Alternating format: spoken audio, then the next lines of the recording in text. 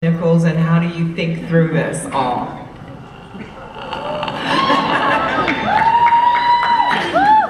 You knew that was coming, right? I did. Okay. First of all, hey y'all.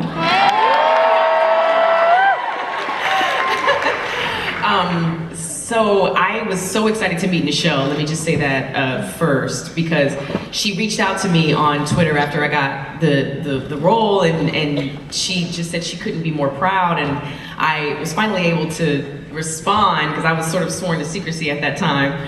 But she, she came and she, literally graced us with her presence at the premiere, and of course William Shatner was there as well, and so it was it was an amazing celebration. And she whispered to me on the carpet, she said, "Enjoy this moment, it's yours now." And I said, "Nichelle, you're gonna make me cry on this carpet." So she's a queen, and I owe so much to her. So many of us owe so much to her, so very grateful for her. Yes.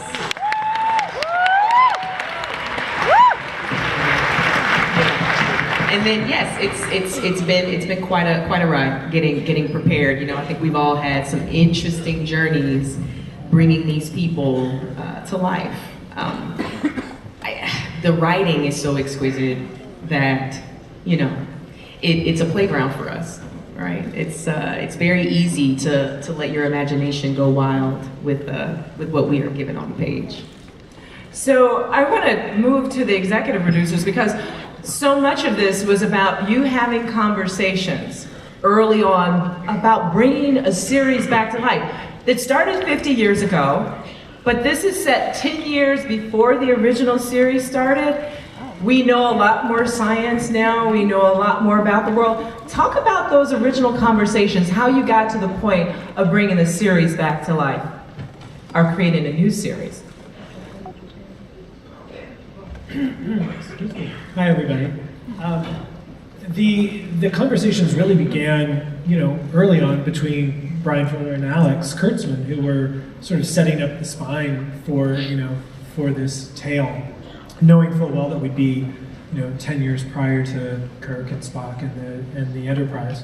The key when we sat down and really started thinking about it was, what new science can we bring to the fore? I mean, yes, we're 10 years prior, but we need to make things feel current in many ways.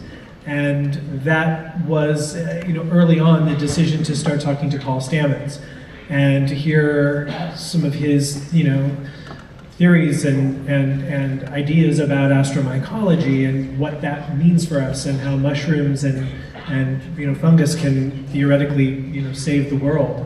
That sort of became the epicenter for us, and the idea just expanded from there. So astromycology. Anybody want to grab that and explain that to us, Doctor? So Paul Stamets, my character is Lieutenant Paul Stamets. The name is based on this actual, incredibly inspiring scientist who's doing bleeding edge work in the field of mycology, which is a study of fungus and mushrooms and mycelium, which are the spores, the microscopic level of the life form. And he gave a TED Talk. If you're interested in this at all, he gave a really inspiring TED Talk. And the first line of his TED Talk is, "Mushrooms can save the world." And there's so many ways in which this is true. We've become friendly. It's incredibly inspiring to meet him. So the science that we do in Star Trek, it is based on sort of theoretical stuff, but it's also really rooted in real science, which Star Trek has always, I feel, been in both camps of being sort of the fantastical and the imaginative, but also based in real science that is maybe possible one day. From what I've read, apparently the warp drive is something that is theoretically possible that they've talked about. Is this true? You're an astronaut, I mean. So I'm not going to do this from being an astronaut, but from leading 100-Year Starship, which is about trying to make sure the capabilities exist for human interstellar travel in 100 years. So there is a lot of work around a warp bubble, and the physics, the theoretical physics says it's possible and that you could do it without exceeding the speed of light, which is one of those things Yes. that's always inconsistent about warp drive. But then there's a whole lot of distance between the physics and theoretical possibility to being able to generate the kinds of energy that's needed for this, all the way to doing the kinds of engineering. But what's really So interesting what are we doing about beaming up and beaming down, energizing? Are we doing a lot in that field, or? Well, there's some people I think are beaming up and beaming down, and we don't know because they've obviously been replaced. But we're going to move on. Yikes! So,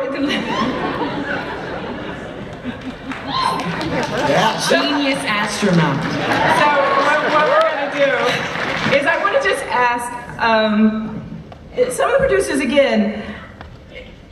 Talk about having the first mutineer in Starfleet history as the main character of the series.